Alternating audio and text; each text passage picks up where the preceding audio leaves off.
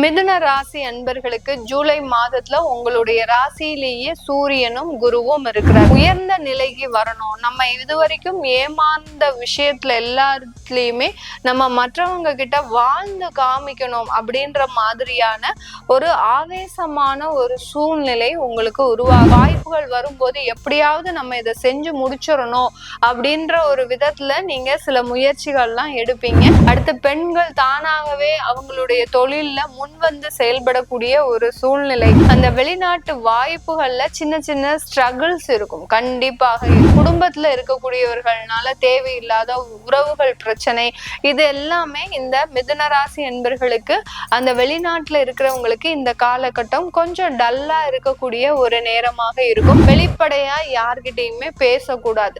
பேசுனீங்க அப்படின்னா அந்த இடத்துல மிகப்பெரிய அளவுல இந்த மிதுன ராசி என்பர்கள் பாதிக்கப்படுவீங்க. ஏன்னா தந்தை வழி உறவுல ஏதாவது ஒரு சின்ன சின்ன மருத்துவ செலவுகள், அடுத்து பாத்தீங்கன்னா தேவையில்லாத ஒரு அலைச்சல்கள்ன்றது அதிகமாக இருக்கக்கூடிய ஒரு நேரம்.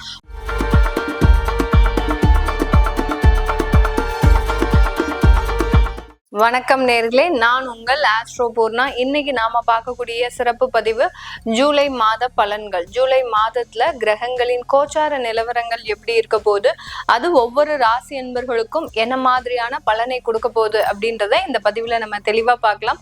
முதல்ல கோச்சார நிலவரப்படி கிரகங்கள் எந்தெந்த அமைப்புல இருக்கு அப்படின்னு பார்க்கும்போது, இந்த மாதத்துல ஜூலை மாதத்துல 13ஆம் தேதி சனி அந்த காலபுருஷனுக்கு 12ஆம் இடத்தில் வக்ர நிலையை அடைகிறார். 12ஆம் இடம்ன்ற அந்த மீன ராசியில சனி பகவான் வக்ர நிலையை அடைகிறார். அடுத்து 17ஆம் தேதி ஜூலை மாதம் சூரியன் ஆகப்பட்டவர் மிதுன ராசியிலிருந்து கடக ராசிக்கு பெயர்ச்சியாகி வர்றார்.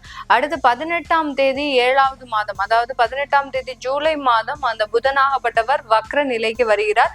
26ஆம் தேதி ஜூலை மாதம் அந்த சூரியன் ஆகப்பட்டவர் ரிஷப ராசியிலிருந்து தன்னுடைய சொந்த வீட்டில இருந்து மிதுன ராசிக்கு பெயர்ச்சியாகி வர்றார். 29ஆம் தேதி ஜூலை அந்த செவ்வாய் ஆகப்பட்டவர் சிம்ம ராசியிலிருந்து கன்னி ராசிக்கு பெயர்ச்சியாகி வர்றார்.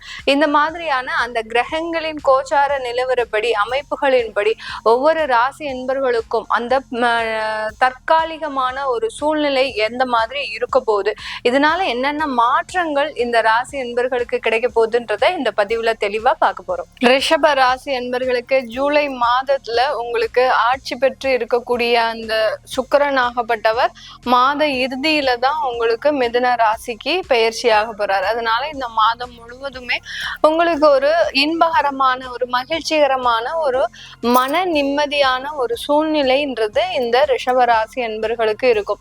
ஜென்ரலாவே இந்த ரிஷபராசி என்பர்கள் நிறைய பேர் பாத்தீங்கன்னா அதிகப்படியாக தனிமையை விரும்புவர்கள். பெரிய அளவுக்கு ஒரு கூட்டம் போட்டாலே இவங்களுக்கு பிடிக்காது. அதே சமயத்துல எல்லாருமும் இருக்கணும், இவங்களோட யாரும் இல்லாமலையும் இருக்க மாட்டாங்க.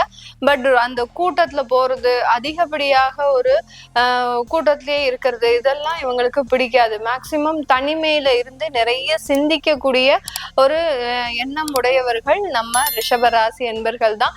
பெண்களாக இருக்கிறாங்க அப்படின்னா இந்த பெண்கள் ரொம்ப பெரிய அளவுல மனதால ஒரு பாதிக்கப்பட்டு தான் இருப்பாங்க. மனதுல ஏதாவது ஒரு குழப்பமான ஒரு சூழ்நிலைகள் இவங்களுக்கு வந்துகிட்டே இருக்கும்.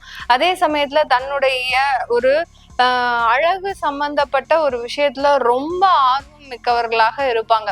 மற்றவர்களுக்கு தெரியாம தன்னுடைய ஒரு நளினத்தை எப்போதுமே பார்க்கக்கூடிய ஒரு பெண்களாக தான் இந்த ரிஷபராசி என்பர்கள் இருப்பீங்க. இந்த காலகட்டம், இந்த ஜூலை மாதம் உங்களுடைய குடும்பத்துல ஒரு சுப நிகழ்ச்சிகள் நடக்கிறதுக்கு உண்டான ஒரு நேரமாக தான் இருக்கும். உங்களுடைய 11ஆம் இடத்துல இருக்கக்கூடிய அந்த சனி வக்ர நிலை அடைகிறதுனால இந்த ராசி என்பர்களுக்கு அந்த தொழில் சம்பந்தப்பட்ட நிறைய ஒரு வளர்ச்சிகள் இந்த காலகட்டம்.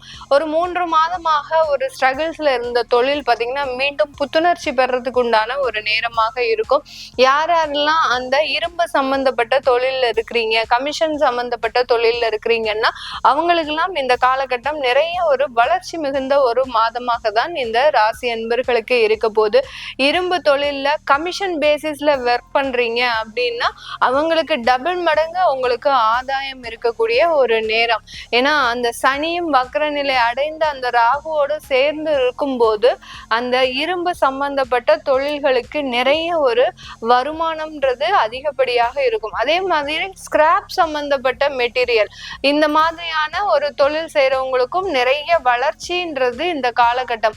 நீங்க நினைக்காத இடத்துல எல்லாம் உங்களுக்கு ஒரு ஆர்டர்ஸ் கிடைக்கிறதுக்கு உண்டான ஒரு மாதமாக தான் இந்த ராசி என்பர்களுக்கு இருக்கும். இந்த ரிஷப ராசி என்பர்கள் இந்த மாதிரியான ஸ்கிராப் சம்பந்தப்பட்ட தொழில்லாம் செய்யறதுக்கு விருப்பப்படவே மாட்டாங்க. ரொம்ப ஹைஜீனிக்கா இருப்பாங்க. எந்த இடத்துக்கு போனாலும் இவர்களுடைய அந்த சுகாதாரமான ஒரு சூழ்நிலையை அதிகமா விரும்புவாங்க. ஆனாலும் இந்த காலகட்டம், இந்த ஜூலை மாதம் பாத்தீங்கன்னா இவர்களுக்கு இந்த மாதிரியான தொழில்ல அதிகப்படியான வாய்ப்புகள் வர்றதுனால ஒரு ஃபோர்ஸபிளா இந்த தொழிலுக்கு செய்ய வேண்டிய ஒரு கட்டாய சூழ்நிலையில தான் இந்த ரிஷபராசி என்பர்கள் இருப்பாங்க. இந்த காலகட்டம் இந்த ரிஷபராசி என்பர்களுக்கு வேலை சம்பந்தப்பட்ட ஒரு வளர்ச்சிகள் அதிகப்படியாக இருக்கு. உங்களுடைய 5ஆம் இடத்துல அந்த செவ்வாயும் மாத இறுதியில தான் உங்களுக்கு பயிற்சி ஆகிறாரு. அதனால வேலையில நிறைய ஒரு மாற்றங்கள், அடுத்த வேலையில நிறைய ஒரு மதிப்பு, அங்கீகாரம் இதெல்லாம் கிடைக்கிறதுக்கு உண்டான வாய்ப்பு அதிகமா இருக்கு. நிறைய பேருக்கு உயர் பதவிகள்ன்றது இந்த காலகட்டம் கிடைக்கிறதுக்கு உண்டான ஒரு நேரமாக தான் இந்த ராசி என்பர்களுக்கு இருக்க போது. உயர் பதவிகள்னா பாத்தீங்கன்னா நீங்க ஒரு ஸ்டேஜ்ல ஒரு பொசிஷன்ல ரொம்ப வருடமா வேலை பார்த்துட்டு இருப்பீங்க. திடீர்னு உங்களை ஒரு ரெஸ்பான்சிபிலிட்டி அதிகமாக்கி அந்த பிரான்ச்சையே பார்த்துக்கணும், இல்ல பாத்தீங்கன்னா இன்னொரு இடத்துக்கு உங்களை போக சொல்லி அந்த இடத்துல நீங்க ஒரு தலைமை அதிகாரியா இருக்கணும் இப்படின்ற மாதிரியான பொறுப்புகளை சுமக்கக்கூடிய ஒரு மாதமாக தான் இந்த ராசி என்பர்களுக்கு இருக்க போது. பேங்கிங், அடுத்து பாத்தீங்கன்னா இன்ஸ்டிடியூஷன் வைஸ் ஒர்க் பண்றவங்களுக்கு அது இந்த காலகட்டம் ஒரு நல்ல ஒரு வளர்ச்சி மிகுந்த காலகட்டமாக இருக்கும். நல்ல ஒரு ஜூனியர் எக்ஸிகியூட்டிவா இருக்கிறவங்க பெரிய அளவுக்கு மேனேஜர் லெவலுக்கு ஒரு பதவி உயர்வு அடைவதற்குண்டான ஒரு நேரமாக தான் இந்த ராசி என்பர்களுக்கு இந்த ஜூலை மாதம் அமைப்புகள் மிக சாதகமாக இருக்கு.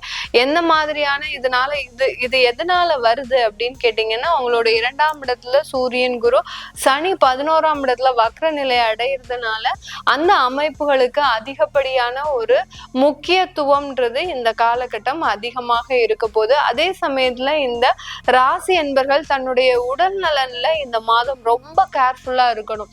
ஏன்னா இடைவிடாத உழைப்பு, 24 மணி நேரமும் ஒரு உழைப்பு, ஒரு தூக்கம் இல்லாமல், ஒரு ரெஸ்டே இல்லாம நீங்க அது செய்யும் போது அதுல உடல் நலன்ல அதிகப்படியான தொந்தரவுகள்ன்றது இந்த ராசி என்பர்களுக்கு இருக்கக்கூடிய ஒரு மாதமாக இருக்கும். அதனால அதிகப்படியாக நீங்க யோகா போன்ற சில மெடிடேஷன் சம்பந்தப்பட்ட ஒரு முயற்சிகள் எடுக்கிறது நல்லது.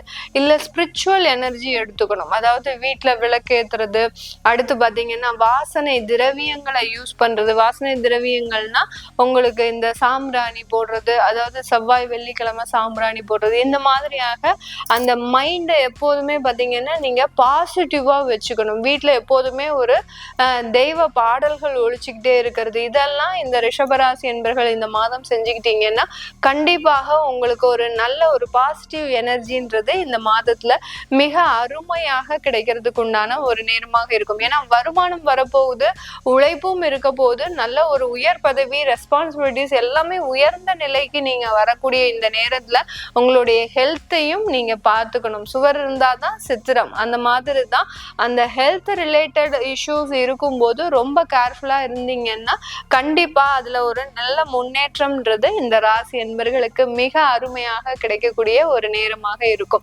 வெளிநாடு சம்பந்தப்பட்ட சில வாய்ப்புகள் இந்த காலகட்டத்துல பாத்தீங்கன்னா சில பேருக்கு நீங்க எதிர்பார்க்காமலேயே உங்களுக்கு ஒரு சின்ன ஆஃபர்ஸ் வரும். ஏன்னா ரொம்ப வருஷமா ட்ரை பண்ணிட்டு இருப்பீங்க.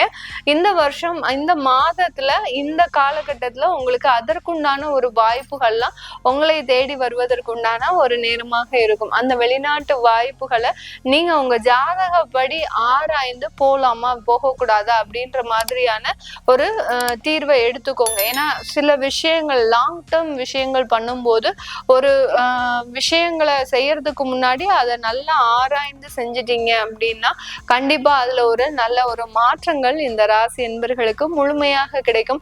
வெளிநாட்டுல வேலை செய்யறவங்க, தொழில் செய்யறவங்களுக்கு எல்லாம் பாத்தீங்கன்னா ஒரு நல்ல ஒரு ஏற்றமான ஒரு காலகட்டம் தான். உங்களுக்கு எதிர்பாராத ஒரு விதமாக சில இடத்துல இருந்து ஒரு ஆஃபர்ஸ் வரும், கண்டினியூஸ் ஆஃபர்ஸ் வரும். இது நாள் வரைக்கும் இந்த வேலையெல்லாம் கிடைக்குமா அப்படின்ற மாதிரியான ஒரு எதிர்பார்ப்பு இருந்த இந்த ரிஷபராசி என்பர்களுக்கு இந்த காலகட்டம் அந்த ஆஃபர்ஸ் வரவும் உங்களால என்ன சொல்றதுன்னே தெரியாது. அந்த மாதிரி திக்குமுக்காடக்கூடிய ஒரு சூழ்நிலை. போலாமா வேண்டாமா, இது நிஜமானது தானா, இல்ல அவங்க நம்மளை கூப்பிட்டு கடைசி வேண்டான்னு ரிஜெக்ட் பண்ணிடக்கூடாது, இப்படின்ற மாதிரி எல்லாம் இருக்கக்கூடிய ஒரு சூழ்நிலையாக இருக்கும். அதனால இந்த ரிஷபராசி என்பர்களுக்கு வெளிநாட்டுல வேலை பண்றவங்களுக்கு இந்த காலகட்டம் மிக அருமையான காலகட்டம்.